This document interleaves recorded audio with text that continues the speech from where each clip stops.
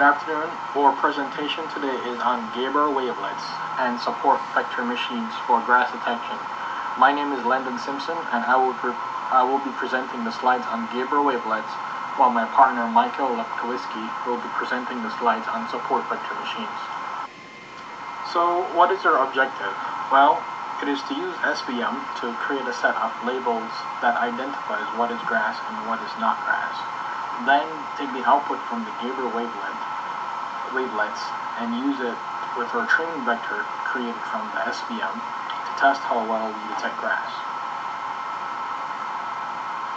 So here's an equation of the Gabor wavelet, and it's got the complex sinusoidal, which is this cosine function, and it's got the exponential function that has the sigma associated with it. So modulating those two creates this Gabor wavelet. And the Gabor function, the parameter here are lambda, which is the wavelength, the orientation, the phase offset, the aspect ratio, and the bandwidth. And then we've got some change of variables here, so x bar is equal to x cosine of theta plus y sine of theta, and then y bar is equal to minus sine of theta plus y cosine of theta. So I mean, when you look at this, the first thing you should jump out to is the orientation aspect of it. So we're changing theta to create the directional selectivity. Again, we won't really go into the math on this, but further down in the slides you'll see how we use this Gabor transformation or wavelet. So let's talk about what are Gabor wavelets, why are they used, and what are some of its applications. So let's start off with what are Gabor wavelets. So these are basically filters that are used to extract local features as you change the angle of rotation in an object or image. And this is done when you modulate a complex sinusoidal with a Gaussian function and vary those parameters. One of the parameters being the orientation, among others, and you'll see that in later slides. And why are they useful? So in general, like FFTs are really good in analyzing frequency domain, but you're not able to identify certain frequency components in time after you've done the FFT transformation. So you lose a lot of information there. So Gabor wavelets provides the best trade-off between spatial time resolution and frequency resolution. So that's why we use the Gabor wavelets and not FFTs. So let's talk about what are some of its applications. Well, texture analysis, edge detection, blob detection, corner detection, facial detection as well, and fingerprinting. There are lots of applications of Gabor. These are just a few of them. We're going to be focusing on texture analysis in the upcoming slides. Okay, so what are some of the properties of the Gabor wavelets? We've got directional selectivity. We've got that it's invariant to rotation. It's also somewhat invariant to light.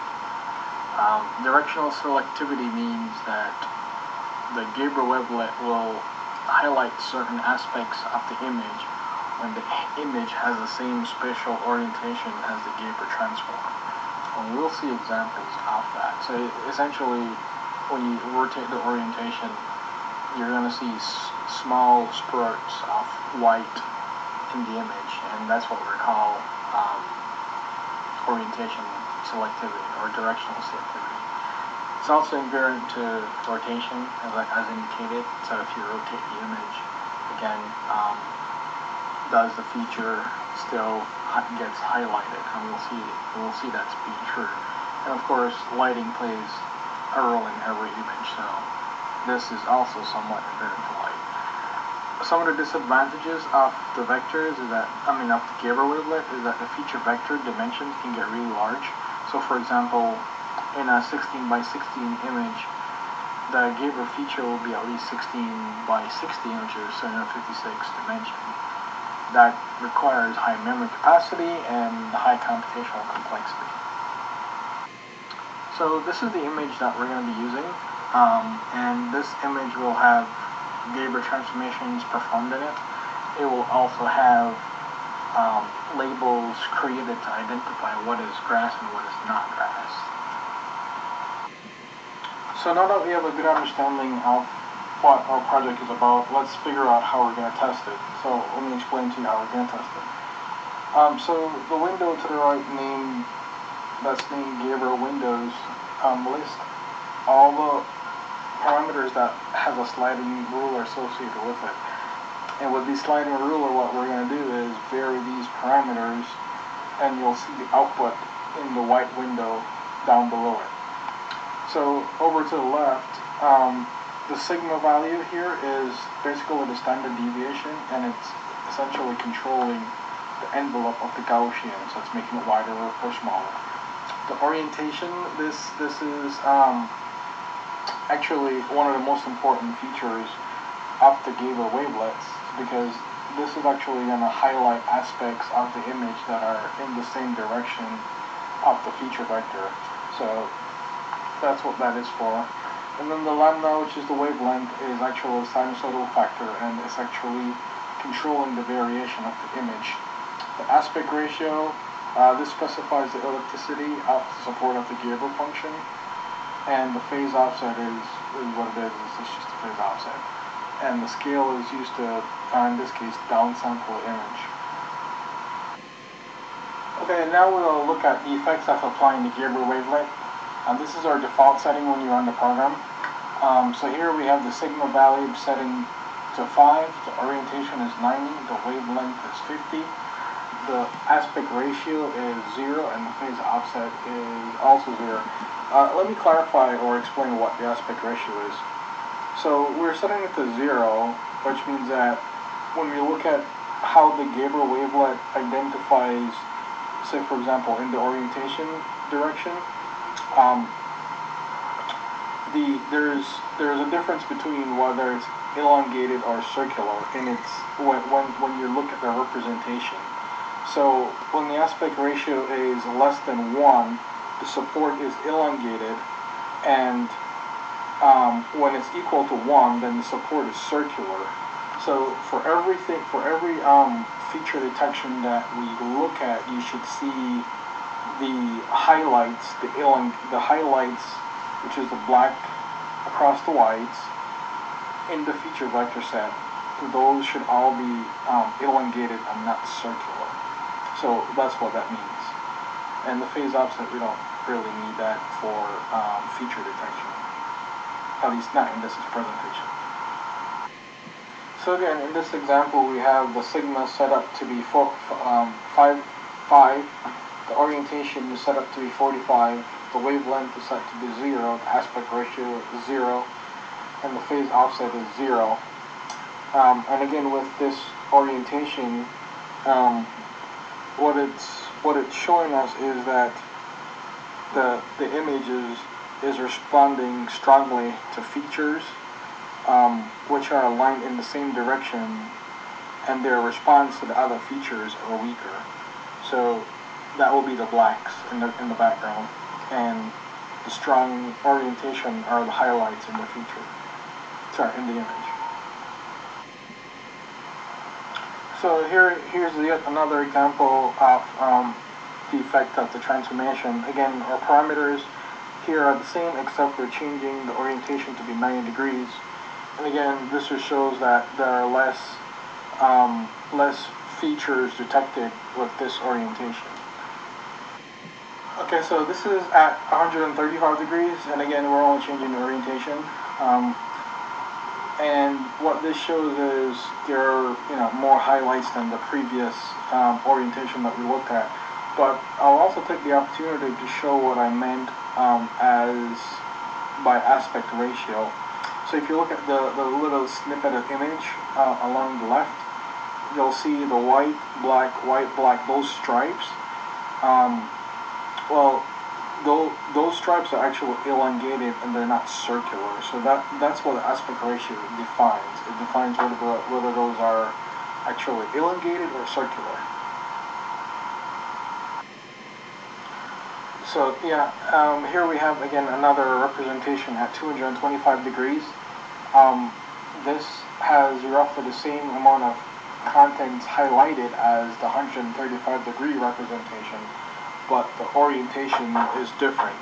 So again, I would like to stress that directional selectivity is one of the most important features in the Gabor Wavelet properties. Yeah, so here's my practical conclusion on Gabor wavelets. I think it's really good in trying to extract features in an image and in general, mainly because of its directional selectivity and also the Gaussian envelope. You can also vary those portions of it. But from a practical standpoint, it depends on what your applications are. For detecting grass, this is probably not something I would use, especially if I'm trying to use this in an FPGA environment. I would probably use this more with like a GPU and a fast processor. And one of the reasons is GPU has the ability to make most of these transactions parallel, similarly with the FPGA, but you have to know your implementation. And you'll be short on resources from an FPGA's perspective. So I think most of this is really good for GPU and processor applications. An alternative to detecting grass, I will probably use a pyramid with a loss approach along with SVM. At least you can control how much data you have stored from the pyramid approach. Okay, thank you.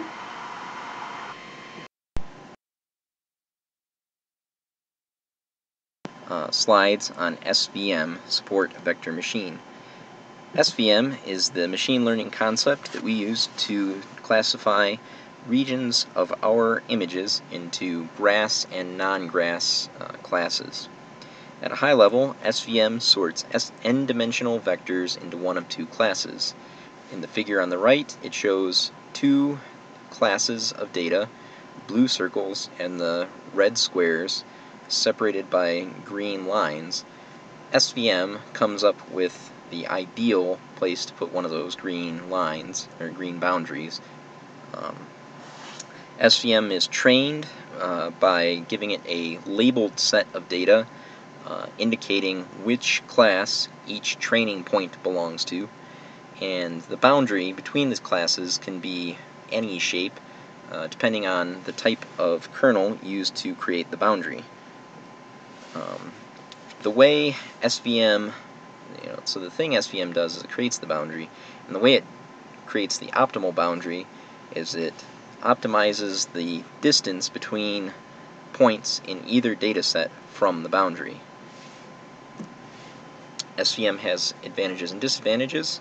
Some of the advantages are that it has good generalization properties because having only two classes and assuming the creator chose a good kernel and parameters, general inputs will be classified correctly, should be classified correctly. Another advantage is that SVMs with the correct kernel can deal with data which is not totally separable. So if a few points are in, from one class are in the region for the other, SVM could still handle that correctly. And SVM can classify new data relatively fast once everything is trained and set up. Some of the disadvantages are that the accuracy is strongly influenced by the type of kernel and the kernel parameters. I'll get into that a little further down. And SVM has a relatively long training time, especially if you need to have layered SVMs separating a vector into one of many classes. The SVM implementation for this project is to work off of Gabor Wavelet processed 64 by 64 pixel sub-images, and the information from those sub-images, which is actually fed to the SVM, is only the average pixel intensity and the standard deviation of pixel intensity. So those two data points will be what the SVM uses to classify.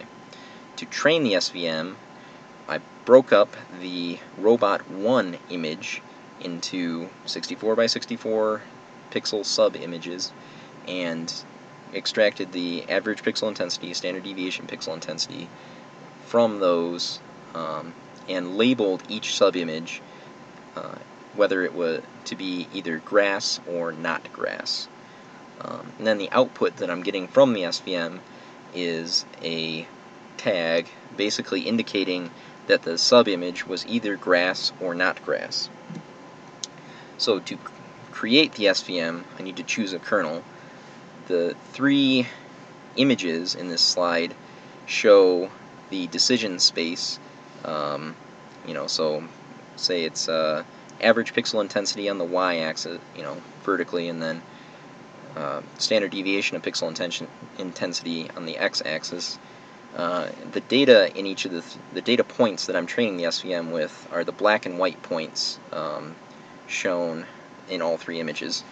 The image on the left shows the linear decision boundary, which, the whole decision space is deciding for grass, so that's wrong, and so linear would be inappropriate.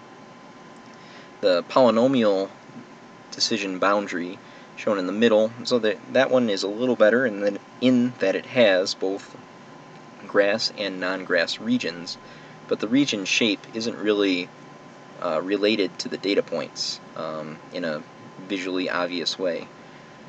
Finally, RBF, or radial basis function decision boundary, has 2 things going for it. It has the general far away from data area is classified as non-grass, and the grass region is centered around the data points that I'm training, which are detected as grass. So that RBF is the type of kernel I'm planning to use. Choosing the parameters for RBF, OpenCV's SVM implementation only has gamma as the RBF parameter. So I show a few different gamma values. Gamma equals 100 is the same as what I showed in the previous slide. Gamma equals 10,000 actually creates a lot of small little blobs of grass detection around the data points which are detected as grass. And it actually, if I could zoom in on this, would show that a lot of the black spots there, which are detected as grass, are separated from the white non-grass points by the boundary. So 10,000 for gamma is pretty good here. Higher than 10,000, I show 15,000. The area on the decision plane far from the data is classified as grass, which I don't want, so I'm going to stick with gamma equals 10,000. So the SVM with an RBF kernel and gamma equals 10,000 produces decisions produces grass and non-grass classifications for the Robot 2 image shown in the left figure there. So Robot 2 is a different image than what we trained with, and on this image the white dots show the areas where the SVM detected grass, and the black dots show the area where the SVM detected not grass. Then I collected some statistics about that grass and not grass detection on the right. So for the cells which were detected as grass, there were only 7.5% of those were fully not grass sub-images. For the sub-images which were detected as not grass, only about 18% of those should have been detected as grass. Also notice that partial grass cells or sub-images with both grass and non-grass elements was more than a third of our 192 sub-images in this test image. So some conclusions that I can draw from that are that the classifier is pretty good. The SVM classifier is pretty good at detecting fully grass images as grass. That was detected at a rate over 92%, and it's not quite as good at detecting the non-grass images as non-grass. That was, just over 80%. I can also conclude that the RBF kernel will significantly outperform the linear and polynomial kernels because it actually has a decision space that will detect grass around my training points. And I can also conclude that the 64 by 64 pixel sub-images really kind of create a coarse representation of a 1024 by 768 pixel image, because there were, again, over a third of the sub-images which contain both grass and not grass. So some future direction for the SVM would be to consider more directions and directions, orientations, and scales from the Gabor Wavelet. Right now I'm only looking at one orientation and one scale, but I think I would improve the not grass detection if I considered more orientations, because objects which aren't grass might have stronger horizontal features. SVM might be improved by considering more sub-images, either smaller sub-images or more overlapping sub-images, so that the percentage of images which contain both grass and non-grass is reduced. And the SVM might also be improved by considering more features of the Gabor Wavelet processed subimage. Right now it's just average intensity and standard deviation of intensity.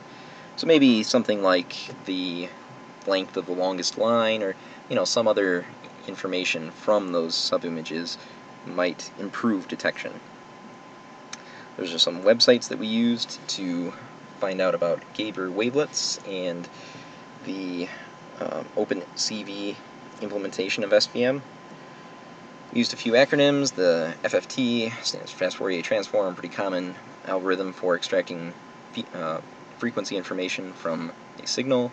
SVM, again, stands for Support Vector Machines, which are the machine learning approach we use to classify our image.